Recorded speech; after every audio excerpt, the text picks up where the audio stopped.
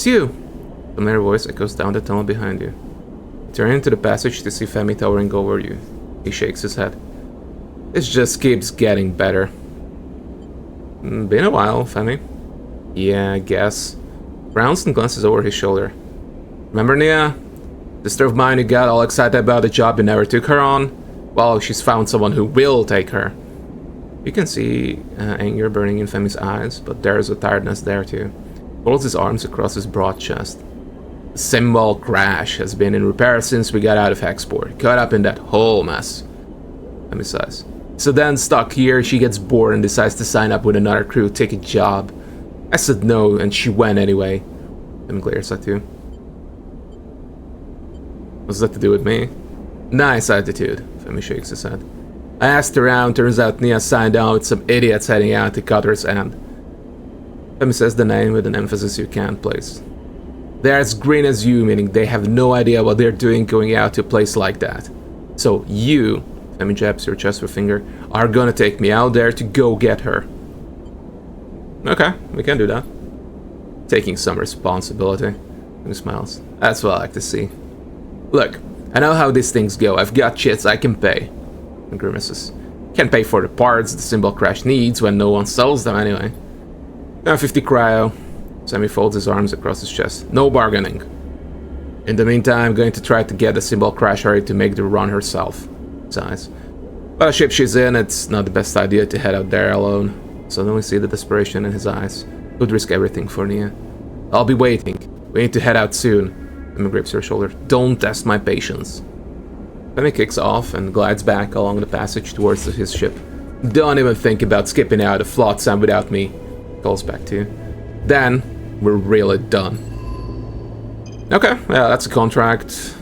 And, yeah, Femi's patience is on at 4. Yeah, so, one thing. Fix the dice. Fix the darn dice, man.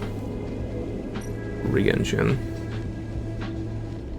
Increase the ship's range, the engine will need an overhaul to squeeze more power out of the turbines. This means new components. And I only have... It's too bad that I just was at a place where I could buy some more engine components. Dumbass. Okay.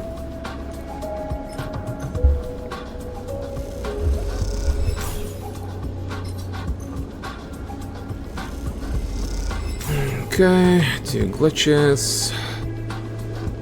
So I would say that let's ban these puppies somewhere. Oh, okay, buy engine components here as well. Cool, let's do that. I need 8.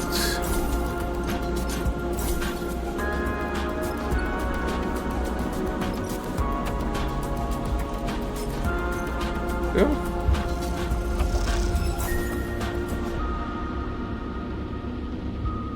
Capacity increased to 15. Nice, nice, nice.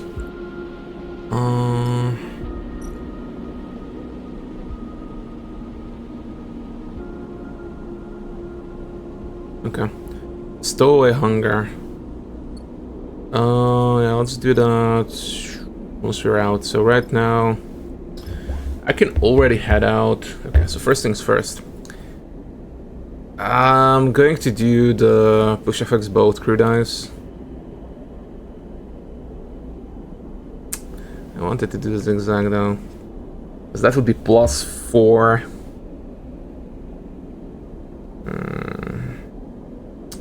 Nah, let's do the zigzag. There we go. No one stress, but +4 to lowest dice, which is pretty neat. Let's buy what we need. And there we go. Cutter's End. Nia has signed on to a job at Cutter's End, and Femi is worried about her. He wants you to find her and get her out before the job gets bad. Okay, so Femi, what do you have? I'll take Junie with us. Oh. Yeah.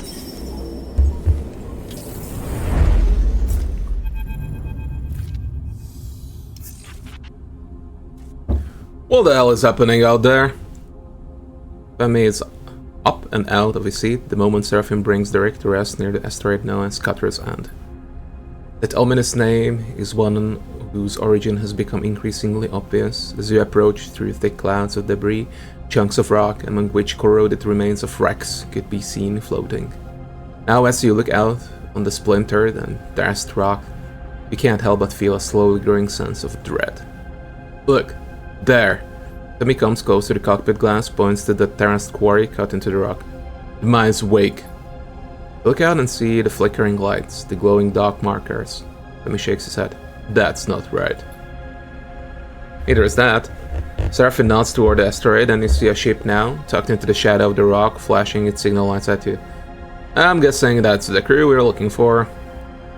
Visitors, huh? Voice wavers weakly as it comes through the ship's comms. Are you lot friendly? Seraphim glances back at you, raising his eyebrows. It isn't long before you and Femi are suiting up, an agreement having been made between Seraphim and the pilot of the other ship, a man called Baird, to meet in the neutral ground of open space. Femi is silent, his anger evident in the way he forces his legs into the trousers of his suit. And then you are out, the vast shape of Cutter's End flickering with strange lights below you, and the pinpricks of the pilot's suit lights slowly coming closer ahead. You two are a sight for sore eyes. You see a crooked grin from Baird, framing the hard lines of his ramshackle spacesuit. What brings you to the arsehole of the starboard belt? Sharp eyes scan you and Femi, checking your suits and gear. What happened here? Baird's eyes flick to you and you notice a familiar reaction cross his face. The acknowledgement that he recognizes you as a sleeper. You came all the way out here to ask a question like that? Baird glances between the two of you and the smile, his crooked smile. Are you detectives or something? You brought a freelancer out here. Femi interrupts, his voice flat and direct over the comms channel. Nia, where is she? Baird pauses, considering his answer. Walker is down the throat of that thing. Jerks a thumb toward the asteroid. You're welcome to wait. The tone of his voice suggests the opposite. Well, I'll have you know we look after our crew, so if you're here to settle that, I'm here to take her home. Femi cuts him off. And I'm not waiting. This thing, big man? Thing is, big man. Baird grins. You're ripping a quarry on a tip-off, so unless you want to go chasing them around the dark maze of that place, you're shit out of luck. Turn on the lights. Baird looks over at the flickering quarry as if he forgot it was there. It's back at 2. It was like that when we got here. Shrugs. Enough. Femi cuts in again. We both know Cutter's End has been dead for as long as anyone can remember. And even then, it wasn't worth the risk to pick through those tunnels. Femi moves closer to Baird. That rock has claimed more crews than any other. Baird's smile fades. If you are going to be rude, I'm done talking. Just to say you aren't trying to jump our claim. Forget this. Femi turns and heads back towards the ship. Baird smiles at you. Big man seems touchy. Squints at Derek. He's going to get you in trouble. Baird retreats to his ship, and you to yours. We need to go in. Femi is impatiently gathering tools and loading them into the airlock, right now. It's our approach. What matters is our ingress. Femi grabs a cutting torch from the track. There's a borehole on this side of the rock, could get us in under their radar. Or we drive right down the main shaft. Femi meets your eye. I'll leave the call to you. Junie arrives at the airlock and stares at Femi's angry tool gathering. Where you going, then? She gives you a nervous glance. There's something wrong about that place, Sleeper. You need to be careful. You get ready to depart, well aware that you are heading into a situation you don't quite understand. Okay, we have a 2213, yeah. Kicking up both of the die would have been amazing right now. Borehole. That's dangerous. But that's going to be just stress right now, I believe.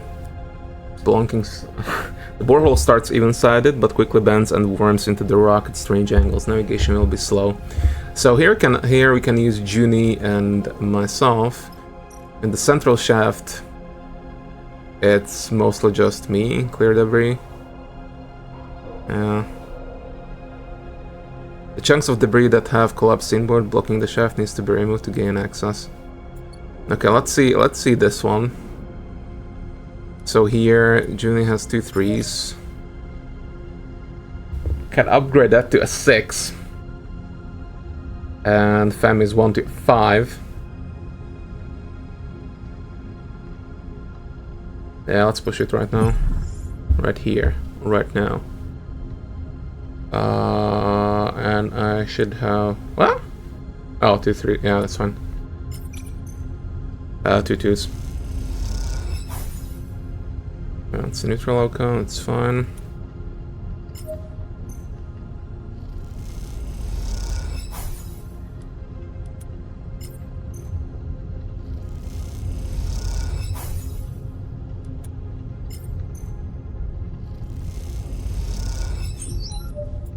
Go.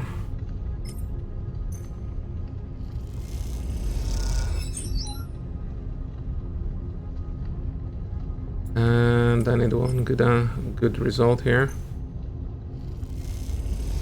Boom, stress. No, positive, nice.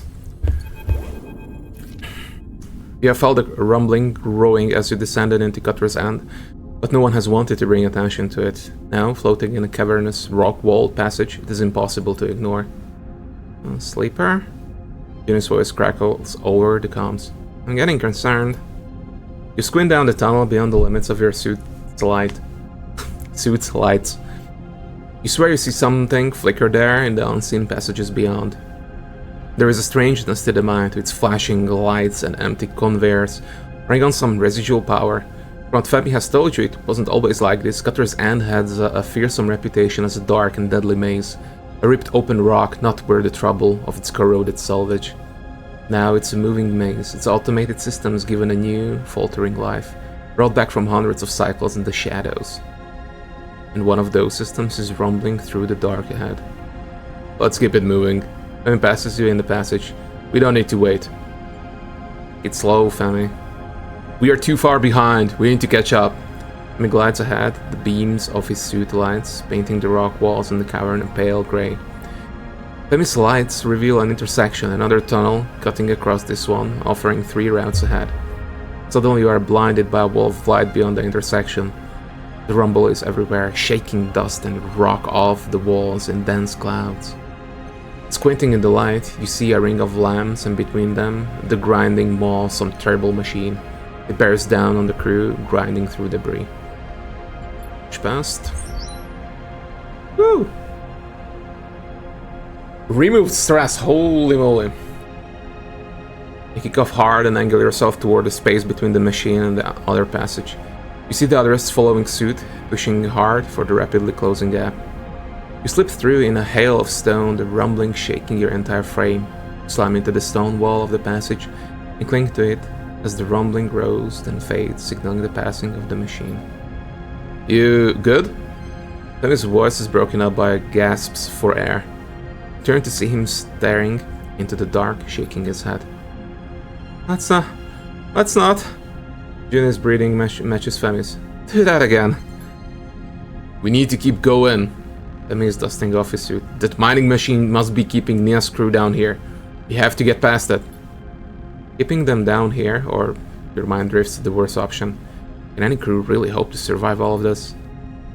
When they woke up this place, they woke up that machine. Femi starts to move down the passage. This is running on an old programming. It's not hunting us, it's not smart. Femi turns back to face you, his eyes ringed with fatigue and stress. We can beat it. You hope he is right.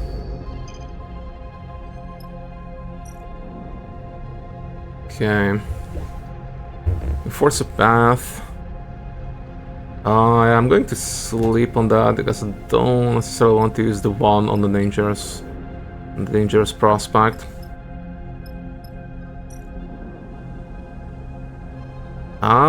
So that, okay. That's going to be an interesting plot twist as well. There's no time to rest? Wait, what? Oh yeah, end cycle. It's okay. Did the dumb one there. Okay, I have to put out some food for Z stowaway. which is increasing the difficulty of this, obviously, because I have one less round. Okay, but we got some nice rolls here, so let's start with the 3. Force neutral.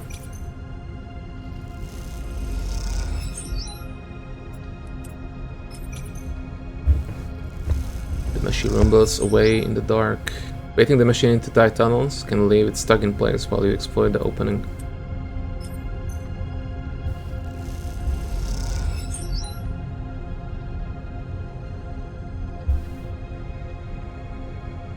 Baiting the machine to the tight tunnels can leave it stuck in place while you explore the opening. But just what I read before. And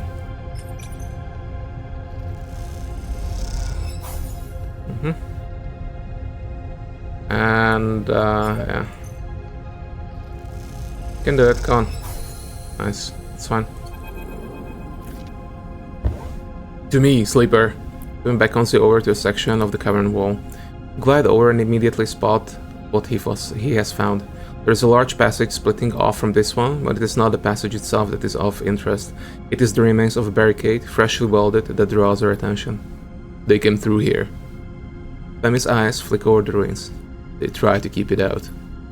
You look at the fresh cuts in the wall, the stone gouged out, the crumpled metal bent and crushed, and most tellingly, the flattened remains of a welding torch embedded into the rock. The crew took a stand in this very place. You reach down and put a hand on the remains of the torch. Yeah, it was here.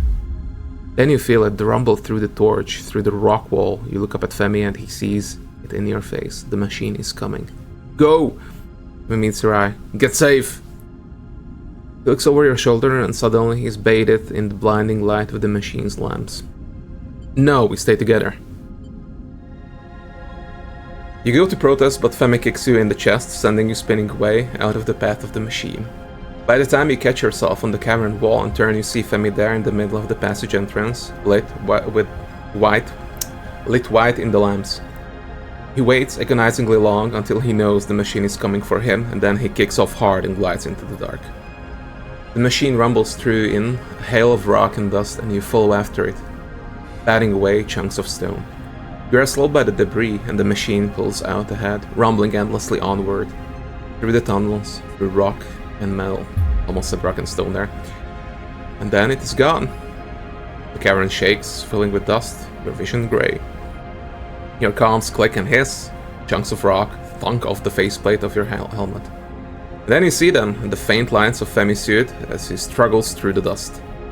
We got it, Femi says as he reaches you, his hands on your shoulders. Somehow we got it. It takes some time to understand what happened. As the dust clears, you find yourselves at the lip of a shaft filled with debris.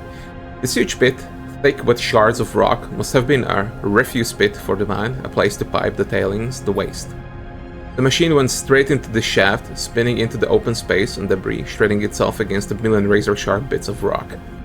Looking down into the pit, your lamps illuminate a few pieces of the machine. The rest is surely down there, deep inside the dense debris cloud. It isn't long before Femi is calling you once again, this time to another still complete barricade. A barricade over the door to a machine room, sealed and secure. The last retreat of the crew you followed into this nightmare. Although I'm not sure how gravity would work here, but it's just like, you know, it's fine, don't think about it too much kind of situation. Okay, we have a tailing pit. Search the pit. The machine was smashed by the debris in the pit. Searching through the mess might yield something valuable, something of value. Getting the remains of the machine means clearing away some of the waste from the mine that has been fed into the pit. It's too bad that Juni is not effective at all here. Anyway, going to sleep on that. And yeah, what was the other one? Machine room. Cut doorway. The door is sealed and barricaded. It will take time to cut it open, but it will be safer that way.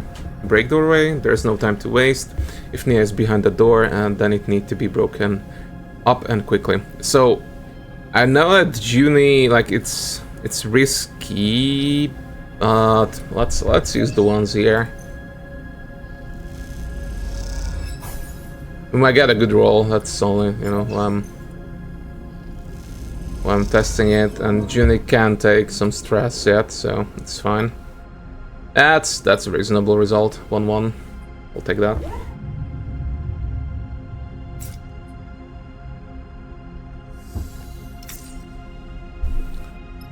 Okay.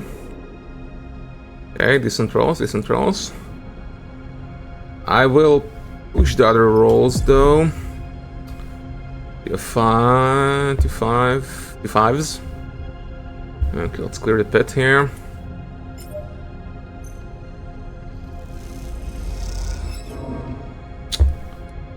-1, of course. Why not? Okay, cool. Do I... let's use the 5 here. Let's use only positive here because this looks really dangerous. Okay, and I need 1 more 4 or higher on the my rolls. I have 2 more days. And we can start with the machine room.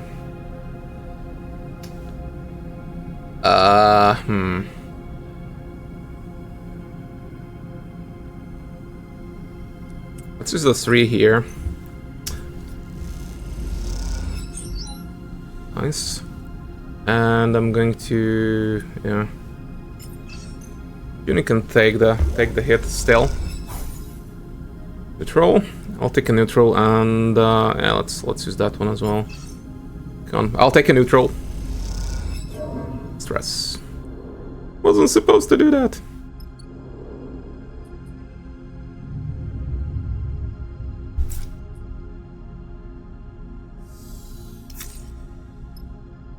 Okay.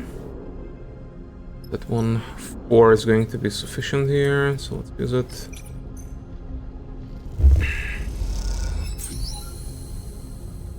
Find yourself floating beside the twisted remains of the machine.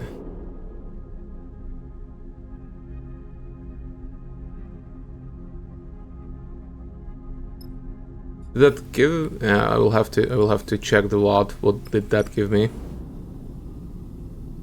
Because there was nothing, you know, on the verbal side. So, okay, let's use the 5 here. Of course, sure. And I'll use the 5. The door is open and the dark of the machine room awaits. As the barricaded door is bent open, you are blinded once again by a wall of light. You and Femi raise your hands instinctively, squinting into the lamps and dust. You feel a flash of fear in the pit of your stomach, bracing yourself for what's to come. Femi? The voice comes crisp and clear over the local comms. What are you doing here? Nia drifts out of the lights in an old, dust-caked suit. She looks between the two of you with a blank expression, blinking rapidly. Femi stares at her, frozen for a moment, then rushes to her, wrapping her in a wide embrace. They float there, in the light and dust, 2 bodies bound together. Nia pulls back. I understand. You followed me out here? She looks over at you and then back to Femi. How did you find me? You left without telling me. What did you expect? Femi glares at her. You aren't ready for this. He retreats further at Femi's words, slipping out of his reach. Femi. Nia shakes her head. After all these years, you have no idea what I'm ready for. One in the lights catches your eye, and you see motion through the dust. A figure in a suit drifts out, hunched and clutching their abdomen. They turn to face Nia, and you see her lips moving as they speak on a private channel. You look over to Femi, but he is staring straight ahead, his eyes wide with anger. You! He points at the figure. What kind of idiot are you, dragging my sister out here to this place? With that machine running riot? He moves towards the figure. Speak up! What are you thinking? Nia blocks his path forward, getting between Femi and the figure. Femi, you meathead. She glares at her brother. This is my job. I brought them here. Femi, for once, falls silent. Yeah. It takes a while to make the return trip back up through the cutter's end, especially with Nia's injured crewmate. As you ascend, Nia tells you the story of the job. Femi keeps his distance and leading the way in silence. The mining machine you'd faced was what she'd been looking to extract, a job she and Bear had put together after meeting in the narrow escape. He knew a way to jumpstart the mine, and the access that would open up meant new salvage. One of those pre-collapse boring machines was worth major cryo to any mining outfit in the belt, and Baird had a contact who was ready to buy. It was going well until Hirata here, Nia nods at the crumpled-looking crewmate, took the mining machine up to the main line. Something went in its automated core, and it lost its shit. The plan was to barricade it and put together a shock trap to fry the core. Nia looks ahead at the back of Femi's suit, far ahead up the tunnel. But that's worthless now that my brother shredded the thing. Sorry about that. Don't be. If it hadn't worked, we'd have been ground up to a fine powder. Nia sighs. You're lucky you came. As you move through the facility, you notice most of it's dark now, the power from Baird's jumpstart fading away to nothing. Soon this place will be a quiet ruin once more. You ascend up through the quarry and out into open space where Baird is waiting. Friends of yours? Baird shakes his head at Nia.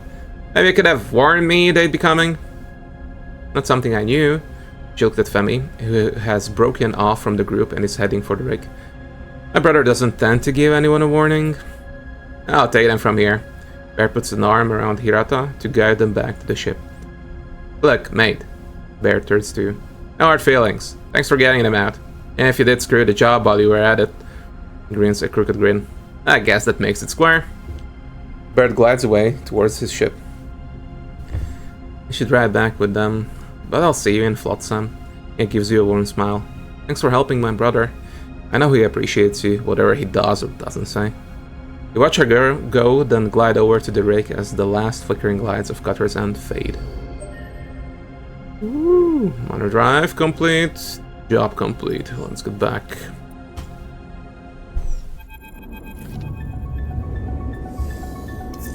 When you arrive back in Flotsam, Femi rushes out of the ship. The moment the docking tunnel is connected, he's off, out of the airlock and down the passage. Well, go after him then. Refin sighs, not looking up from his diagnostics. You find Femi in the passage between the docks, watching as Nia glides towards him. You catch a glimpse of Nia's face or his shoulder. She looks nervous, slowing her approach as she comes close to Femi, his considerable frame blocking the tunnel. Femi, Nia starts. Femi holds up a hand to quiet her. I'm sorry. His voice is flat, quieter than usual. I'm the one who's sorry. I made the excuse to myself that I was trying to protect you. Femi looks down. But I was trying to control you. I've been suffocating you, meets Nia's eye. I see that now. It took something like this for me to see it is on me. His voice cracks and the tunnel suddenly feels small, intimate. Folds his arms, regaining his composure. I understand it. Understand if... Shut up, you idiot. Nia violently embraces her brother, banging him into the metal wall. She laughs, wiping her eyes. Femi sniffs. I've had enough of your speeches. He smiles. Apology accepted. Not the speech. Femi can't help but take his typical self-serious tone with Nia. You see it makes her smile. I have something I need to say. You're a powerful person, and I've been trying to curb that because it scares me. It scares me how little it scares you. He laughs an uncharacteristically light laugh. Well, I'll stop placing those limits on you. In fact, I want you to have the ship. Femi seems pleased that this stuns Nia into silence. I can make my own way, find work with crews. Glances over his shoulder at you. Perhaps Sleeper will take me on. But I need some time away from leading, from captaincy. Well, you need anything but. Puts a hand on her shoulder. The symbol crash is yours. Nia sighs. Femi, you really need to listen more. I don't want your ship. Discern turned to be pleased with the shock. You're right. I'm a powerful person, but Cutter's Edge showed me I'm not ready to lead. I want to learn more, to work with a crew, but preferably not one I'm related to. He punches him on the shoulder playfully. Nia looks over Femi's shoulder at you. I was actually thinking Sleeper's crew might be the right fit. He flashes you a smile. You suddenly feel the attention of the moment shifted to you, and their apparent role in this family drama. Nia puts her hands on her hips. Well, Sleeper, what do you think? Yeah, let's think. Yeah, why not? Nia nods. I'm honored, really. I know I will learn a lot from you. Femi turns in the corridor to face you, his face set in an intimidating glare. You better take good care of her. He smiles, but you can't help but take him seriously. How about we find somewhere to celebrate? Nia pushes Femi towards you, down the corridor. Come on. Later on, you find yourself in the narrow escape in a quiet corner with Femi. You see his eyes are on Nia, who is at the bar trying to get the attention of the server. What's the secret? Femi turns to you. How do you stop it weighing you down? Your crew, your connections, all those people that rely on you. Femi frowns. How do you bear the weight? I don't carry it alone. Femi nods. I have to get better at that. At asking for help. Looks down at the table, smiling. He takes a long sip through the straw of his container, the last dregs of something amber and potent disappearing as he does. He looks up at you. She's gone, isn't she? You look over at the bar and can't see Nia amongst the crowd. You turn to Femi confused. She never was good with goodbyes. Smiles. She'll be waiting at your ship. Don't worry. He sets down his drink. Time I left too. Squeezes your shoulder. I've got things to work on. Look after yourself, sleeper. Pushes himself away from the corner and drifts out of the bar. You watch him go, one more body passing through the belt, trying to find a way to change the future.